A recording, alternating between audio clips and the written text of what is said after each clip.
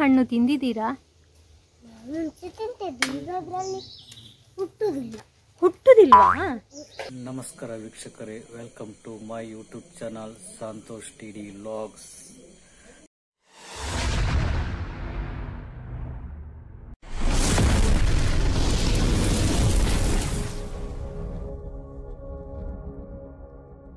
ವೀಕ್ಷಕರೇ, ಇವತ್ತಿದ್ದು ವ್ಲಾಗ್ ಈಗ ಸ್ಟಾರ್ಟ್ ಮಾಡಿದ್ದು ಅಂತ ಹೇಳಿದ್ರೆ ಇವತ್ತು ಸ್ವಲ್ಪ ಲೇಟ್ ಆಗಿದೆ ನಾನು ಬರುವಾಗ.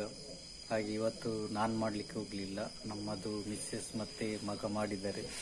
ಇಲ್ಲಿ ಮನೆ ಹತ್ತಿರದ್ದು ಹೇಗೆ ಉಂಟು ಅಂತೆಲ್ಲ ಪೂರ್ತಿಯಾಗಿ ನೋಡಿ ವೀಕ್ಷಕರೇ. ಮತ್ತು ಲೈಕ್ ಮಾಡಿ, ಕಮೆಂಟ್ ಮಾಡಿ, ಯಾರಾದರೂ ಹೊಸಬ್ರಿದ್ರೆ ಸಬ್ಸ್ಕ್ರೈಬ್ ಮಾಡಿ. ನಿಮಗೆ ತೋರಿಸುವಂತಹ ವಿಷಯ ಏನಂದರೆ, ಒಂದು ವಿಶಾಲವಾದಂತಹ ಮರ, ಹುಣಸೆ ಹಣ್ಣಿನ ಮರ. ಎಲ್ರಿಗೂ ಗೊತ್ತಿರ್ತದೆ, ಪದಾರ್ಥಕ್ಕೆಲ್ಲ ಯೂಸ್ ಮಾಡ್ತಾರೆ ಹುಣಸೆ ಹಣ್ಣನ್ನು. ಅದೇ ರೀತಿ ಮುಂಚೆ ಏನಾಗ್ತಿತ್ತು ಅಂದರೆ, ಕೆಲವರಿಗೆ ತಲೆ ತಿರುಗುದು ಎಲ್ಲ ಇರುವಾಗ ಏನು ಮಾಡ್ತಿದ್ರಂದರೆ, ಈ ಹುಣಸೆ ಹಣ್ಣು ಅಂದರೆ ಹಳೆಯದ್ದು ಹುಣಸೆ ಹಣ್ಣಿನ ಬೀಜ ಸಿಪ್ಪೆ ಎಲ್ಲ ತೆಗೆದು ಅದನ್ನು ಜೋಡಣೆ ಮಾಡಿ ಅದನ್ನು ಶೇಖರಣೆ ಮಾಡಿ ಇಟ್ಕೊಳ್ತಿದ್ರು. ಮತ್ತೇನು ಮಾಡ್ತಾರೆ ಅಂದರೆ, ಈ ಹೊಸ ಹುಣಸೆ ಹಣ್ಣನ್ನು ಏನು ಮಾಡ್ತಿದ್ರು ಅಂದರೆ, ಅದರ ಬೀಜ ಕಿತ್ತು ಸಿಪ್ಪೆ ಎಲ್ಲ ತೆಗೆದು ಅದನ್ನು ಶೇಖರಣೆ ಮಾಡ್ತಾರೆ. ಇದು ಫಸ್ಟಿದ್ದು ಅಂದರೆ ಹಳೆಯ ಹುಣಸೆ ಹಣ್ಣನ್ನು ಅದನ್ನು ಯೂಸ್ ಮಾಡ್ತಾರೆ ಪದಾರ್ಥಕ್ಕೆ. ಅದೇ ರೀತಿ ತಲೆ ತಿರುಗುವುದಕ್ಕೆ, ಪಿತ್ತ ಅಂಥದ್ದೆಲ್ಲ ಆಗೋದಕ್ಕೆ ಮನೆ ಮದ್ದು ಆ ಹಳೆಯ ಅಂದರೆ ಕಪ್ಪಾಗಿರ್ತದೆ ಅದು, ಆ ಹುಣಸೆ ಹಣ್ಣನ್ನು ಕಿವುಚಿ ಕುಡಿತಿದ್ರು ಪಿತ್ತಕ್ಕೆ, ತಲೆ ತಿರುಗುವುದಕ್ಕೆಲ್ಲ. ಅದೇ ರೀತಿ ನೋಡುವ, ಈ ಹುಣಸೆ ಹಣ್ಣಿನ ಮರ ಯಾವ ರೀತಿ ಇದೆ ಅನ್ನೋದನ್ನು, ಈ ತಲಪಾಡಿಯ ಮರವನ್ನು ನಿಮ್ಗೆ ಇವಾಗ ತೋರಿಸ್ತೇನೆ. ಅದೇ ರೀತಿ ಒಂದು ಹೊಸ ವಿಷಯ ಏನಂದರೆ, ಒಬ್ಬರನ್ನು ಸಂದರ್ಶನ ಮಾಡಲಿಕ್ಕೆ ಉಂಟು. ಅವರು ಹುಣಸೆ ಹಣ್ಣಿನ ಮರದ ಬಗ್ಗೆ ಹೇಳ್ತಾರೆ. ಓಕೆ, ಅವರು ಯಾವ ರೀತಿ ಹೇಳ್ತಾರೆ ಅನ್ನೋದನ್ನು ನೋಡ್ಕೊಂಡು ಬರೋಣ. ಹಾಯ್, ನಮಸ್ತೆ. ಇಲ್ಲಿ ನೋಡಿ, ನಾವು ಇವಾಗ ನಿಮ್ಮಲ್ಲಿ ಸ್ವಲ್ಪ ಮಾತಾಡಬೇಕು ಅಂತ ಬಂದಿದ್ದೇವೆ. ನಾವಂದರೆ ಇಲ್ಲಿ ಒಂದು ವಿಶಾಲವಾದಂತಹ ಹುಣಸೆ ಹಣ್ಣಿನ ಮರ ಉಂಟು ಅನ್ನೋದನ್ನು ಕೇಳಲ್ಪಟ್ಟೆವು. ಅದಕ್ಕೋಸ್ಕರ ನಾವಿಲ್ಲಿ ಬಂದಿರೋದು.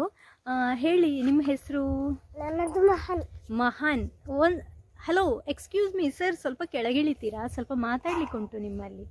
ಕೆಳಗಿರಿ. ನೀವು ಕೋತಿ ಥರ ನೀವು ಇವಾಗಲೇ ಮರಕ್ಕೆ ಹತ್ಬಿಟ್ರೆ ನಾವು ಮಾತಾಡ್ತೀವಿ ಯಾವಾಗ? ನಿಮ್ಮಲ್ಲಿ ಸ್ವಲ್ಪ ಸಂದರ್ಶನ ಮಾಡಲಿಕ್ಕೋಸ್ಕರ ನಾವು ಬಂದಿರೋದು. ಮಹಾನ್ ಅಲ್ವಾ? ಹೇಳಿ, ಇದು ಮರ ಅಂದರೆ ಎಷ್ಟು ವರ್ಷದ ಮರ ಅಂತ ಹೇಳ್ತೀರಾ? ಇದು ಎಷ್ಟು ವರ್ಷ ಆಗಿದೆ ಈ ಮರಕ್ಕೆ? ಈ ಮರಕ್ಕೆ ಎಷ್ಟು ವರ್ಷ ಆಗಿದೆ ಅನ್ನೋದು ನಿಮಗೆ ಗೊತ್ತಿದೆಯಾ?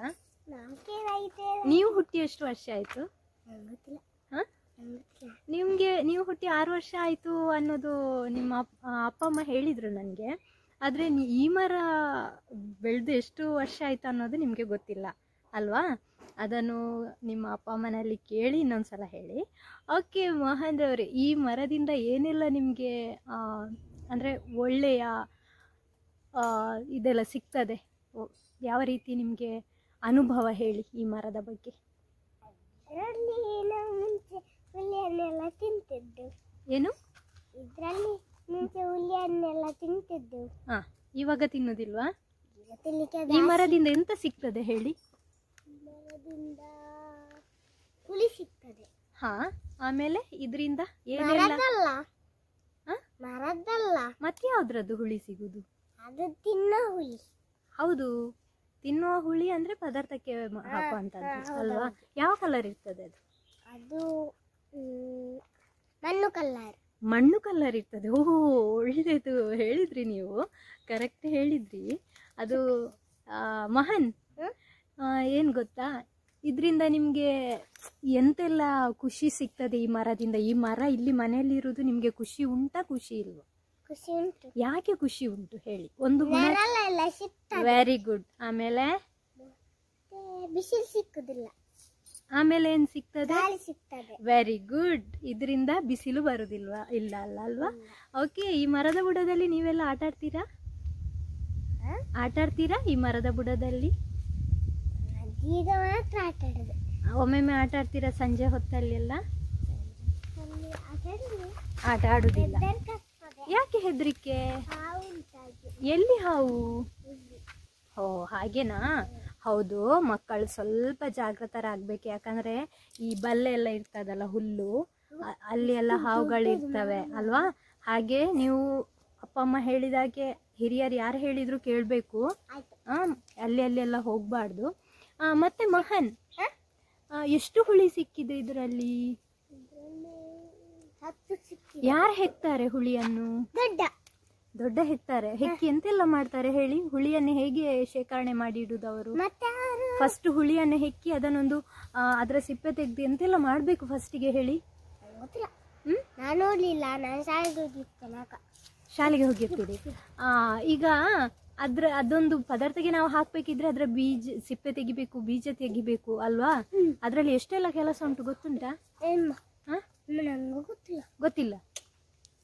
ಮತ್ತೆ ಹೇಳೋದು ಮಾತ್ರ ಗೊತ್ತಿರುದಾ? ದೊಡ್ಡನವರು ಹೆಕ್ಕಿ ಅದರ ಬೀಜ ಸಿಪ್ಪೆ ತೆಗೆಯುವುದು ನೋಡ್ಲಿಲ್ಲ? ಬನ್ನಿ ವೀಕ್ಷಕರೇ, ಇವಾಗ ಆ ಮರವನ್ನು ಇವಾಗ ದೂರದಿಂದ ನಾನು ತೋರಿಸ್ತಾ ಇದ್ದೇನೆ ಯಾವ ರೀತಿ ಇದೆ ಅನ್ನೋದನ್ನು. ಹೌದು, ನಿಜವಾಗ್ಲೂ ಹೌದು. ತುಂಬಾ ನೆರಳು, ಈ ಮನೆಗೆ ತುಂಬ ನೆರಳು ಸಿಗುವಂಥದ್ದು ಅಂದರೆ ನಮ್ಮ ಎದುರುಗಡೆ ಇರುವಂತಹ ಈ ಹುಣಸೆ ಹಣ್ಣಿನ ಮರ. ತುಂಬಾ ಅಂದರೆ ಇದು ಎಷ್ಟು ವರ್ಷ ಆಯಿತು ಅನ್ನೋದು ಗೊತ್ತಿಲ್ಲ ಈ ಮರಕ್ಕೆ, ನಾನು ಸರಿಯಾಗಿ ಕೇಳಲಿಲ್ಲ. ಆದರೆ ತುಂಬ ಚೆನ್ನಾಗಿದೆ ನೋಡಿ, ಎಷ್ಟು ವಿಶಾಲವಾಗಿದೆ ಅಂದರೆ ನಮಗೆ ಈ ಮನೆಗೆ ತುಂಬಾ ನೆರಳು ಸಿಗ್ತಾ ಉಂಟು ಬರುವಾಗಲೇ. ನೋಡಿ, ಬರುವಂತಹ ದಾರಿ, ಆ ಮರ ಇಲ್ಲ ಅಂತ ಇರ್ತಿದ್ರೆ ಉರಿ ಬಿಸಿಲು ಆ ಜಾಗದಲ್ಲಿ. ನೋಡಿ ಯಾವ ರೀತಿ ಉಂಟು, ಚಪ್ಪರ ಹಾಕಿದಾಗೆ ತುಂಬ ನೆರಳುಂಟು. ಎಲ್ಲ ಮರ ಗಿಡಗಳು ಅಲ್ಲಿ ಚಪ್ಪರ ಹಾಸಿದಾಗೆ ಉಂಟು. ಎಷ್ಟು ಚೆನ್ನಾಗಿದೆ ನೋಡಿ, ಒಂದು ಚೂರು ಬಿಸಿಲಿಲ್ಲ, ಎಷ್ಟು ಚೆನ್ನಾಗಿದೆ. ಅದರ ಜೊತೆಗೆ ಅಮೃತ ಬಳ್ಳಿ, ಇದ್ಯಾವುದೊಂದು ಬಳ್ಳಿ ಎಲ್ಲ ಮರದಿಂದ ಇಳಿತಾ ಉಂಟು ನೋಡಿ. ಈ ಸುಡು ಬಿಸಿಲಲ್ಲಿ ಸೂರ್ಯ ಕಾಣ್ತಾ ಉಂಟಲ್ಲ, ಸುಡು ಬಿಸಿಲಲ್ಲಿ ನೆರಳುಂಟು. ಮಹನ್ ಅಲ್ಲಿ ನಿಲ್ಲಿ, ನೋಡೋ ಎಷ್ಟು ನೆರಳುಂಟು ನೋಡುವ. ನೀವು ನಿಲ್ಲಿ ಅಲ್ಲಿ ನೋಡಿ.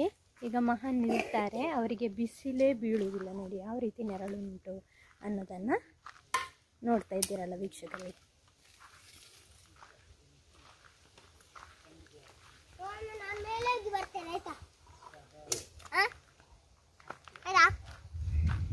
ಓಕೆ, ಇವಾಗ ಮಹನಿಗೆ ಒಂದು ಆಸೆ ಅಂತ, ಏನು ಗೊತ್ತಾ? ಈ ಮರಕ್ಕೆ ಹತ್ತಬೇಕು ಅಂತ. ಈ ಮರಕ್ಕೆ ಹತ್ತುದು ಹೌದಾ? ಹತ್ತಲಿಕ್ಕೆ ಸುಲಭ ಇರ್ಬೋದು, ಇಳಿಲಿಕ್ಕೆ ಆಗ್ಬೋದಾ? ಸಾಧ್ಯ ಇಲ್ಲ ಅಲ್ಲ? ಹೇಗೆ?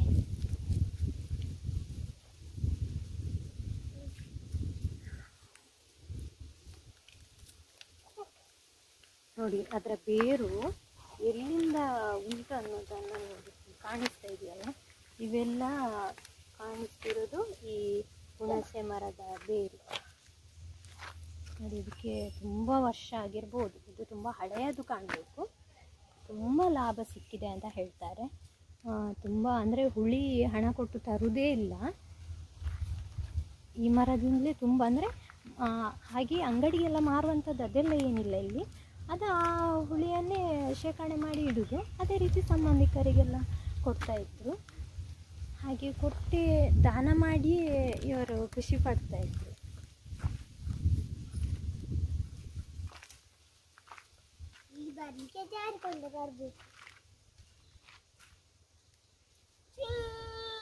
ಆ ಹುಣಸೆ ಮರಕ್ಕೆ ಆಚೆ ಈಚೆ ನೋಡಿ ತೆಂಗಿನ ಮರ ಇದೆ.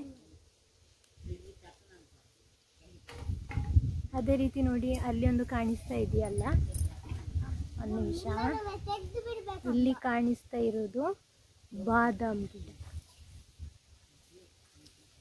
ನೋಡಿ, ಬಾದಾಮ್ ಗಿಡ.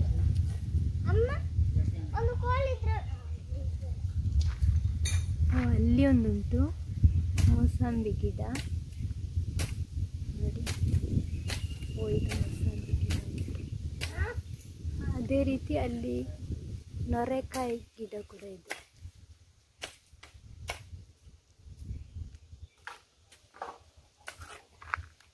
ಮಹನ್ ಬನ್ನಿ, ಇನ್ನೊಂದು ಮಾವಿನ ಮರ ಉಂಟಲ್ಲ, ಅದನ್ನು ತೋರಿಸ್ತೀರಾ? ನಿಮ್ಮದು ಇಲ್ಲಿ ದೊಡ್ಡ ಮಾವಿನ ಮರ ಉಂಟಲ್ಲ, ಗಿಡವನ್ನು ಯಾವತ್ತೂ ನಾವು ಹಾಗೆ ಪೆಟ್ಟು ಕೊಟ್ಟು ಇದು ಮಾಡಬಾರ್ದು ಮಹನ್. ಬನ್ನಿ. ಮುಳ್ಳ ಚುಚ್ಚಿತಾ? ಹಾಗೆ ಅಂತ ಮುಳ್ಳಿಗೆ ಪೆಟ್ಟು ಕೊಡೋದಲ್ಲ. ಅಯ್ಯೋ, ಆ ಗಿಡಕ್ಕೆ ನೋವಾಗ್ತಾ ಉಂಟು. ಯಾವತ್ತು ಗಿಡಕ್ಕೆ ನೋವು ಮಾಡಬಾರ್ದು, ಗೊತ್ತಾಯ್ತಲ್ಲ. ನೋಡಿ, ಈ ಗಿಡಕ್ಕೆ ನೋವು ಮಾಡ್ತಿದ್ರೆ ಇದು ಇಷ್ಟು ಹೆಮ್ಮರವಾಗಿ ಬೆಳೀತಾ ಇರಲಿಲ್ಲ, ಗೊತ್ತಾಯ್ತಲ್ಲ. ಮಹಾನ್ ಅಪರಾಧ. ಬನ್ನಿಲ್ಲಿ, ನಾನೇ ಪೆಟ್ಟು ಕೊಡ್ತೇನೆ ಈಗ. ಬನ್ನಿ ವೀಕ್ಷಕರೇ, ಇವಾಗ ಇಲ್ಲಿ ಒಂದು ಅದೇ ಥರ ಹುಣಸೆ ಹಣ್ಣಿನ ಮರ ಯಾವ ರೀತಿ ಹೆಮ್ಮರವಾಗಿ ಬೆಳೆದು ನಿಂತಿದ, ಎಷ್ಟು ನೆರಳು ಕೊಟ್ಟಿದ, ಅದೇ ರೀತಿ ಇಲ್ಲಿ ಒಂದು ಮಾವಿನ ಮರ ಇದೆ ನೋಡಿ. ಇದು ಯಾವ ರೀತಿ ಒಂದು ನೆರಳು ಕೊಡ್ತಾ ಉಂಟು, ಯಾವ ರೀತಿ ವಿಶಾಲವಾಗಿದೆ ಅನ್ನೋದನ್ನು ತೋರಿಸಿಕೊಡ್ತೇನೆ. ಅದೇ ರೀತಿ ಮಹಾನ್ ನಮಗೆ ಅದರ ಬಗ್ಗೆ ಸ್ವಲ್ಪ ವಿವರಿಸ್ತಾರೆ.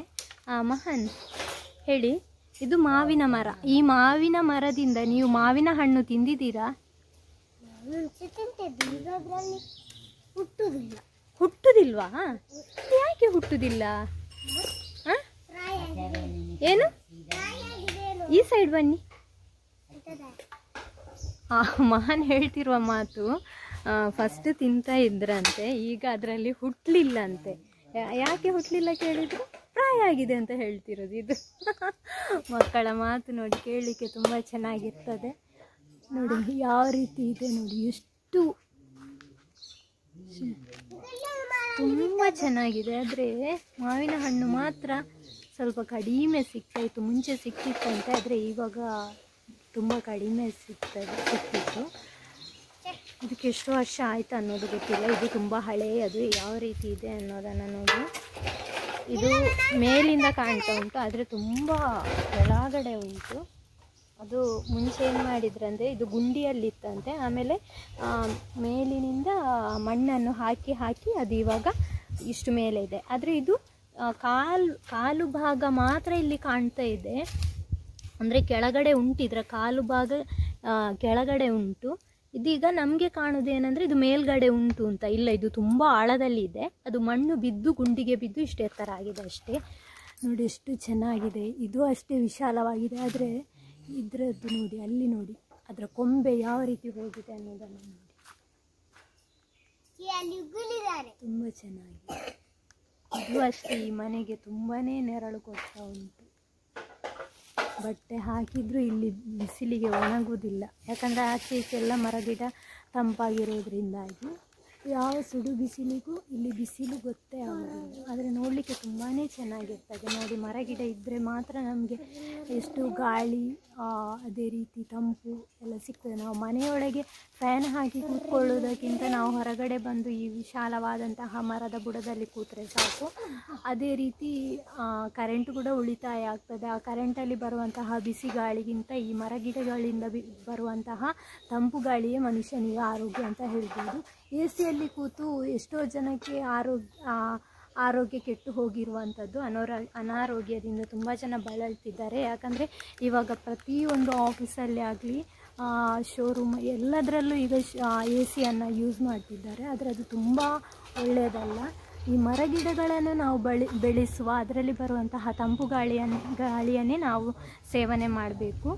ಅದರಿಂದ ಮುಂಚಿನ ಏನು ಮಾಡ್ತಿದ್ರಂದರೆ ಮಹಾನ್, ಇವಾಗ ನಿಮಗೆ ಇವಾಗ ಏನಂದರೆ ಅಂಗನವಾಡಿ ಹೋಗ್ತಿರೋದಾ? ಮುಂಚೆ ಏನು ಮಾಡ್ತಿದ್ರಂದರೆ ದೊಡ್ಡ ಶಾಲೆ ಮಕ್ಕಳನ್ನು ಹೊರಗಡೆ ಕರ್ಕೊಂಡು ಬಂದು ಮರದ ಬುಡದಲ್ಲಿ ಕೂತು ಪಾಠ ಮಾಡ್ತಿದ್ರು. ಆ ಪಾಠ ಮಾಡುವಾಗ ಎಷ್ಟು ಖುಷಿ ಆಗ್ತಿತ್ತು. ಯಾಕಂದರೆ ವಿಶಾಲವಾದ ಜಾಗ, ಎಷ್ಟು ಕೂಡ ಜಾಗ ಇರ್ತದೆ.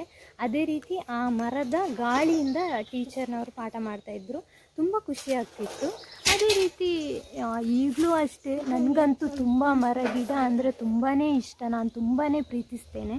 ನನಗೆ ಎಲ್ಲಿ ಕೂಡ ಅಷ್ಟೇ ಮನೆ ಬಿಲ್ಡಿಂಗ್ ಎಲ್ಲ ಕಟ್ತಾ ಇದ್ದಾರೆ, ಬುಲ್ಡೋಸರ್ ಎಲ್ಲ ತಂದು ಇದ್ದ ಗುಡ್ಡ ಕಾಡನ್ನೆಲ್ಲ ತೆಗೆದು ಬಿಲ್ಡಿಂಗ್ ಎಲ್ಲ ಕಟ್ತಾ ಇದ್ದಾರೆ. ಅದರಿಂದ ತುಂಬಾ ಮಳೆ ಯಾವುದೂ ಬರೋದಿಲ್ಲ. ಕಾರಣ ಇಷ್ಟೇ, ಮನುಷ್ಯರೇ ಮಾಡೋದು.